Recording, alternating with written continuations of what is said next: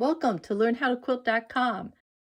Today you'll learn how to make this zigzag quilt using mainly triangles instead of the rectangles that were used in the last two videos. Some folks prefer using triangles because they find it less confusing. Laying out rows of triangles is much easier than laying out rectangles on point, as in most cases there's more than one method for cutting and sewing triangles. Today you'll get a look at cutting and sewing half square triangles, quarter square triangles, and quick corner flying geese. There's a lot to learn, so come on in and let's get started.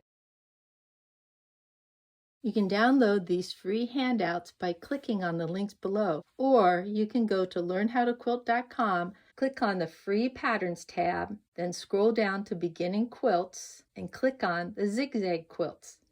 For this quilt, I picked the backing fabric first, which is this 1 yard piece. I used the colors from this backing fabric to pick the 5 different fabrics for my zigzags. For each color, you'll need either a fat quarter or a quarter of a yard. Then I picked the background fabric, which is this white tone-on-tone fabric. You'll need 1 1/8 yards of this. You'll also need to purchase batting and binding for your quilt. As I said earlier, you'll be using triangles sewn together in rows to make this zigzag quilt. The first row is made up of 4 of these flying geese units with a large quarter square triangle in the center and 2 half square triangles in the corner. Half square triangles and quarter square triangles look alike, but their straight of grain and cross grains are located on different sides. To make this flying geese unit, you want the straight of grain and cross grains to be on the outside edges to prevent distortions. So that's why you use half square triangles here and a quarter square triangle here. So for row 1, you'll first cut squares and then cut those squares on the diagonal to end up with one of these units. In the second row, there are 3 flying geese units with smaller triangles on either end. To make these 3 flying geese units in the second row, you'll be cutting rectangles and squares and then using the quick corner method to make this flying geese unit. You'll also be cutting squares for these corner units. You can use this handout as a reference for cutting your fabric. Before cutting, make sure all your fabric's been pressed. Now I've folded this in half and I've lined up the fold with this line on my mat. I trimmed off the uneven edge and now I'm ready to cut my strips. Make sure to follow your cutting guide and label your pieces after cutting because as you can see, these pieces are very close in size. Set aside 4 of the 3.5-inch strips. You'll use these for the borders. Then take the 4-inch strip and cut 5 4-inch squares. Cut each square on the diagonal to get 10 half square triangles. Set these aside with the 4-inch label. I folded the 3 7/8 inch strips in half, and then I cut 10 3 7/8 inch squares from each strip. Cut these squares on the diagonal to get 40 half square triangles. Make sure to label them 3 7/8 inches. Take 3 of the 3.5-inch strips, fold them in half, and then cut 30 3.5-inch squares. Label these 3.5 inches. Whether you're cutting quarter-yard strips or fat quarters, you'll want to follow the cutting diagram on this handout. Notice that after cutting the 7.25-inch square and the 4-inch squares, you'll need to cut again on the diagonals. So the 4-inch squares get cut on one diagonal and the 7.25-inch squares get cut on both diagonals. Place the smaller triangles with the other 4-inch background triangles and then place the larger triangles with the 3 7/8-inch triangles. Place the rectangles with the 3.5-inch squares and then meet me over at the sewing machine. First, we'll sew these flying geese units in this top row. I've placed this tray with all of my pieces nearby the machine. Take 1 3 7/8-inch half square triangle, placed right sides together. This smaller triangle should fit right in the corner of the larger triangle. I like to use a scrap or what I call a leader to start sewing. Don't like to pin because I think that it distorts the fabric. I have a 1/4 inch foot on my machine to make it easier to sew this 1/4 inch seam. So I'm going to line up my foot with the edge of this fabric, and then I'll stitch. Since all of this is bias, I'll gently feed this through the machine. So I take the next set of triangles and put right sides together, feed it through my machine, and I'll continue sewing in this manner till I have all of these units sewn together. I press the seams towards a small triangle, and I'm ready to add the 3rd triangle, and I'll stitch.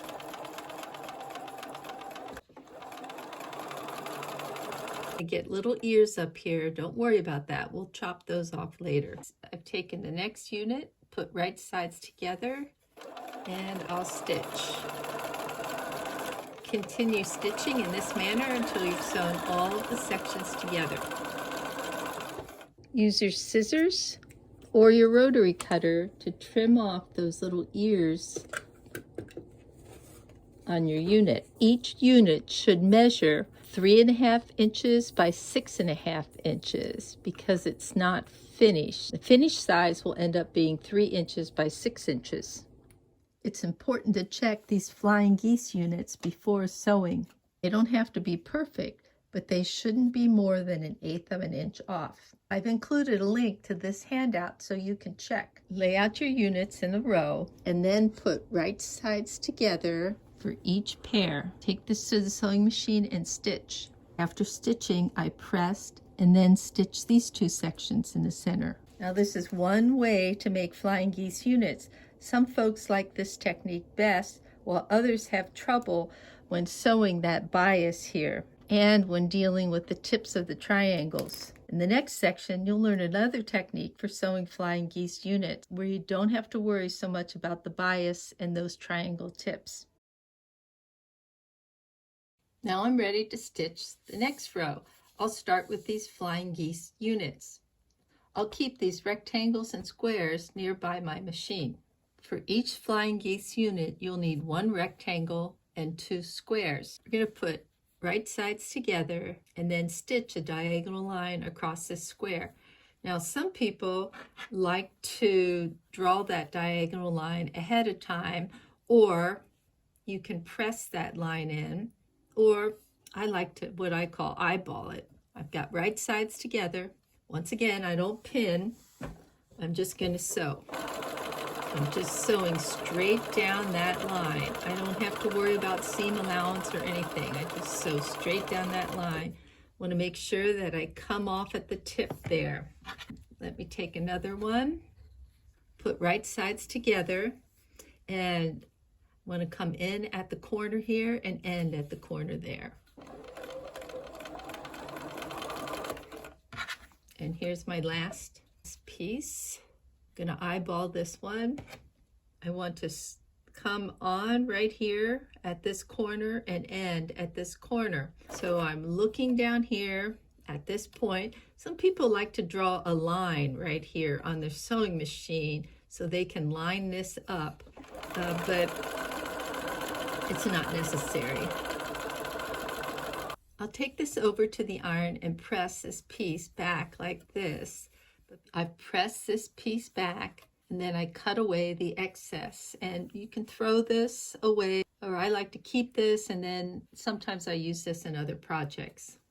Some folks prefer to keep that rectangle in the background there, and they just cut out this piece, which is okay. It does add a little extra bulk to your quilt, but the reason why people like to keep that rectangle in is because it's a guide to help you when you sew. It's up to you if you decide to keep this backing or not.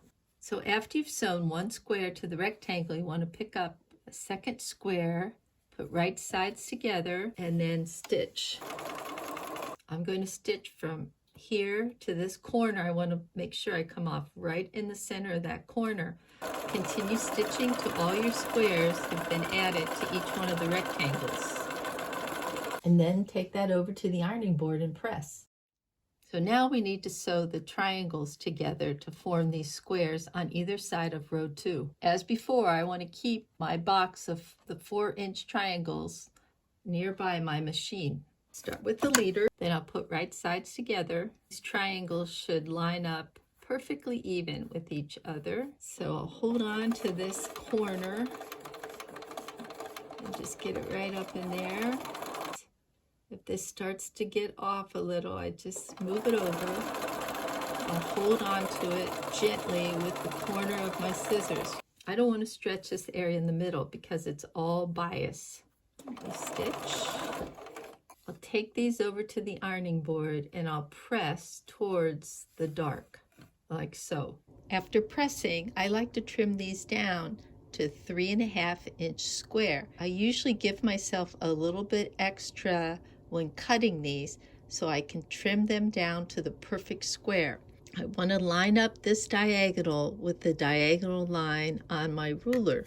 So I have that line right over the diagonal. Now since this is going to be a 3.5-inch block, the 3.5 mark is here. The 3.5-inch mark is here. So I've got enough on either side and there's a little extra here. So let me trim that off. Oops. I want to make sure that I keep those diagonal lines on top of each other. Trim that off, and then I'll trim this. I'll turn this around, and I want to line that diagonal line up first. I want to get the edge of my patchwork square on this 3.5-inch line. And when that's all been taken care of, there's nothing there to trim. I've got this to trim. And there's my 3.5-inch square. I've laid out this row, and now I'll put right sides together on these two ends here, and I'll take this over to the sewing machine and stitch. Since I don't use pins when stitching these sections together, I have to remind myself that these pieces are mirror images. So take care not to make a mistake like I did. After stitching, lay out your row again and then put right sides together and stitch. And then you want to put right sides together here and stitch. Now I'm ready to sew these two rows together to get my zigzag. Both of these rows should be the same size. If one set is longer than the other, you'll have to ease them together. Start by pinning the ends and then distribute the excess fabric. For more information about easing, check out our video. I'll leave the links below. After pressing, lay out your rows and then stitch together and pull out your border strips and trim off the edges. Use 2 of them to measure through the center.